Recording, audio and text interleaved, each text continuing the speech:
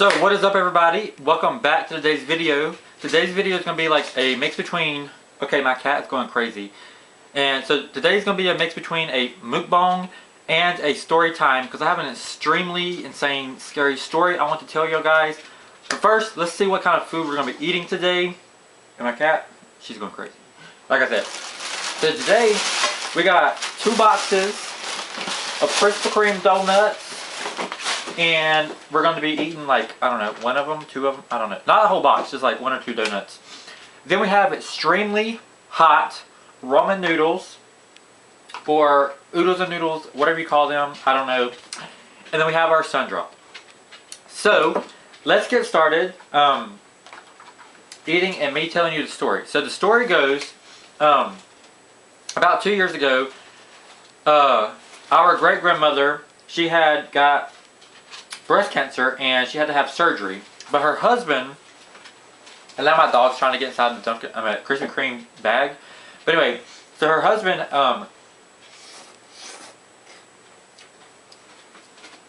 he's really like insane and rude, and he's narcissistic, and he's tried killing our grandmother multiple times.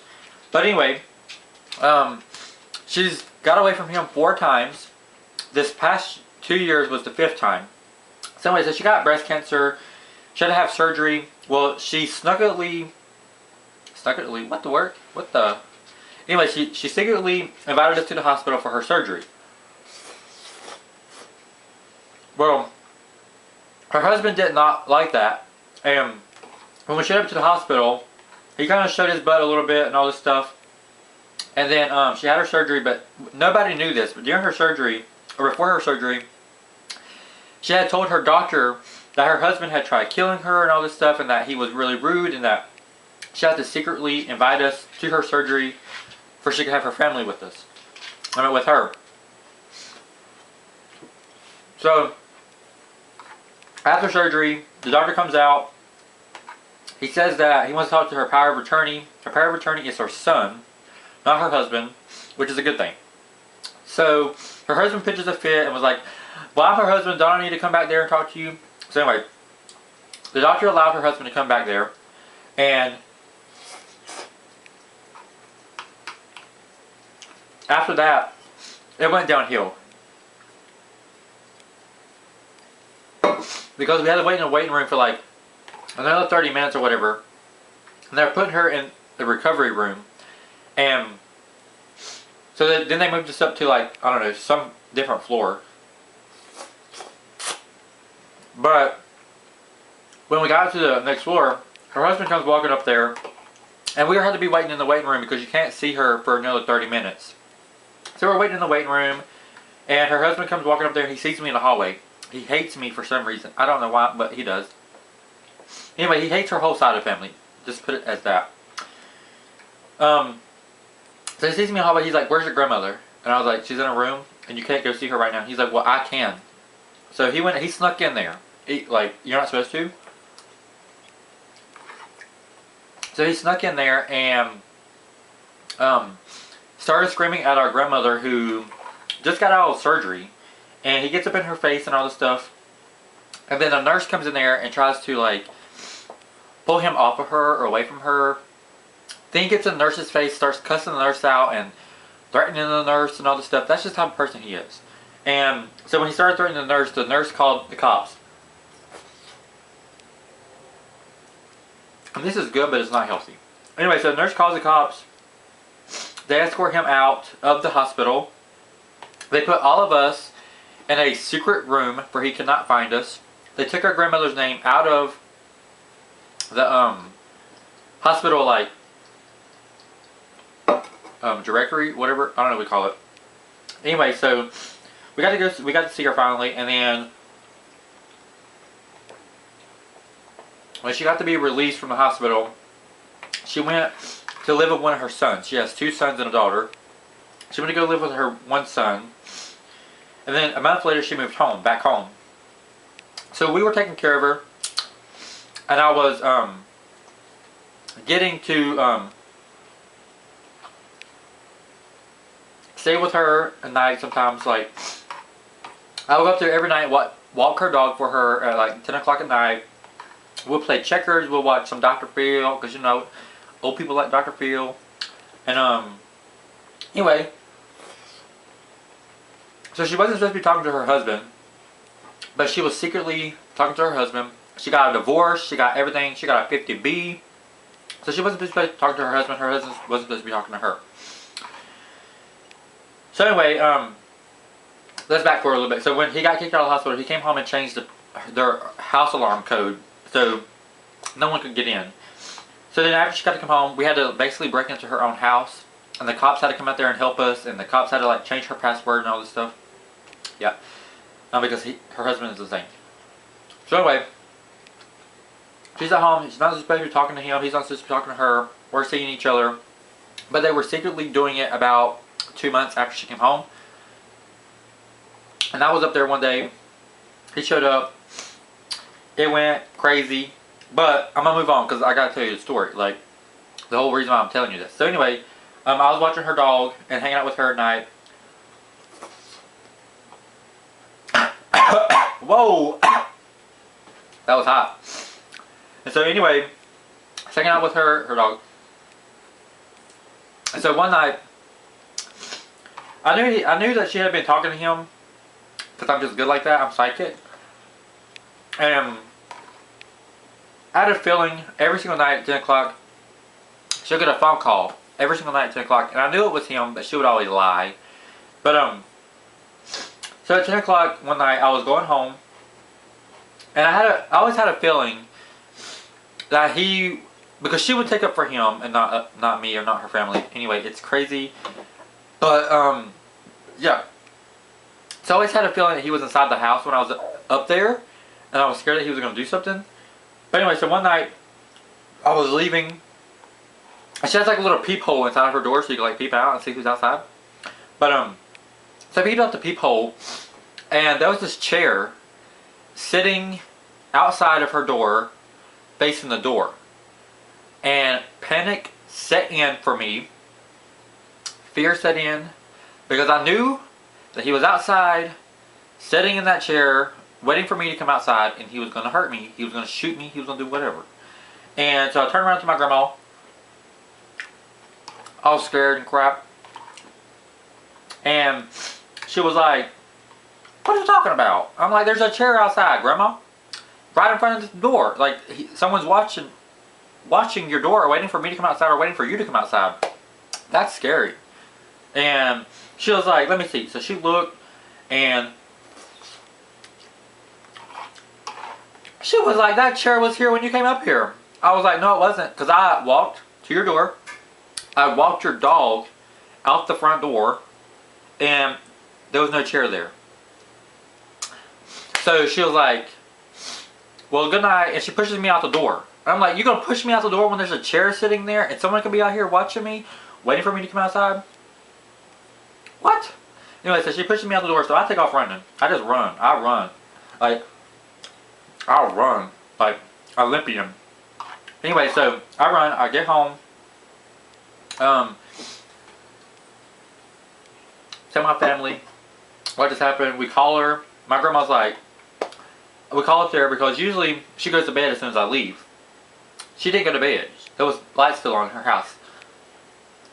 So we call her. Like, "What you doing? Still up?"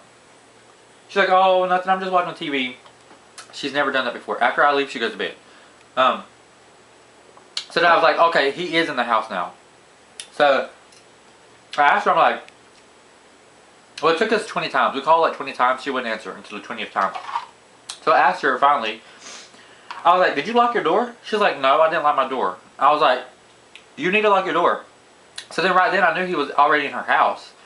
But anyway, I don't think he was. But then, the next, like 3 days later, she asked me, she's like, "Can you go take me to see my lawyer?" Her appointment was at 11 o'clock. But she told me it was at 9 o'clock. So we get there at 9 o'clock. And then the people tell her they can't take her into 11.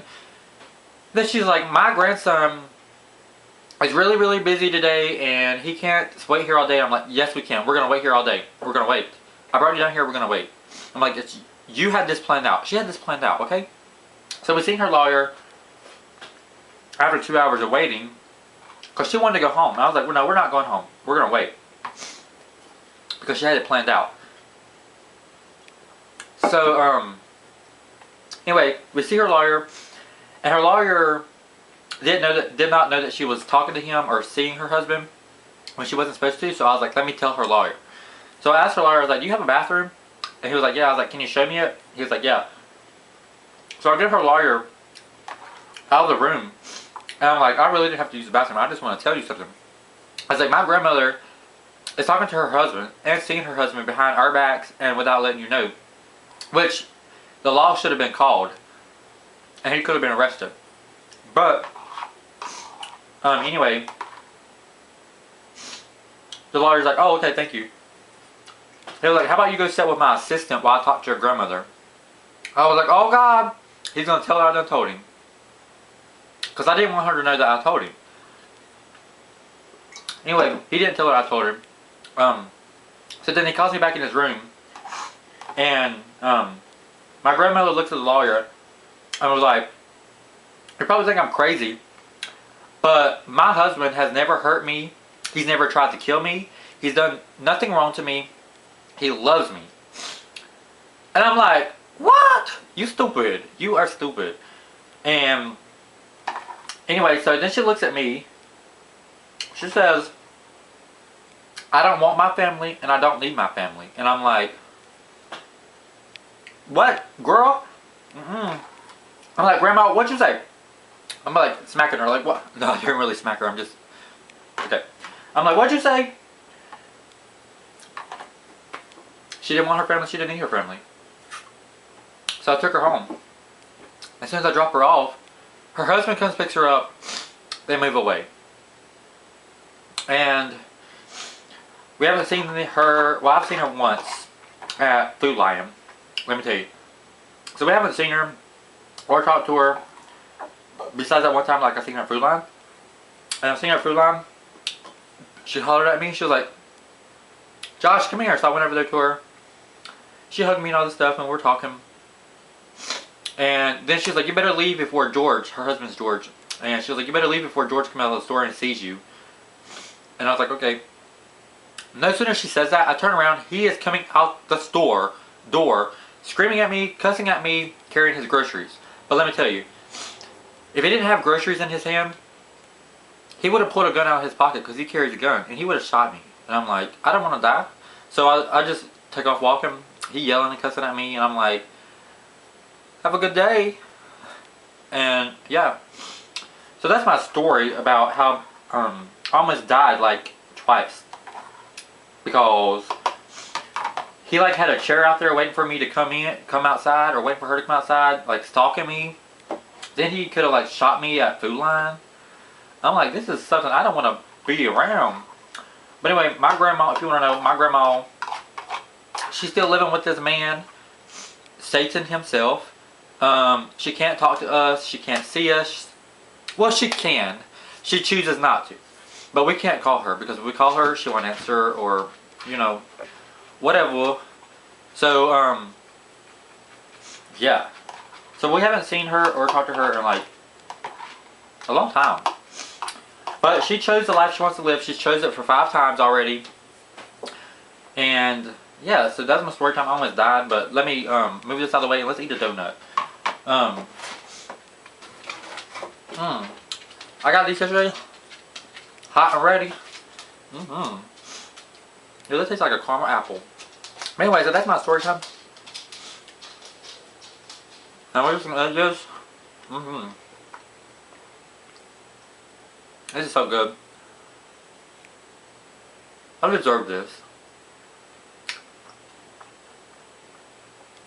After that story, because that was so scary. I'm like, what? I'm like, who does that? I'm like, we could write a movie on that. That's so scary. You hear my dog walking? She's walking. You can't have no donut, babe. Oh yeah, that was scary. I don't know what to do besides run. But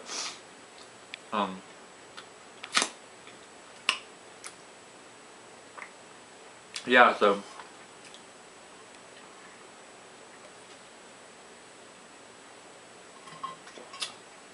anyway, I'm done with my food. I'm done with the story time. So I was told that y'all like these type of videos.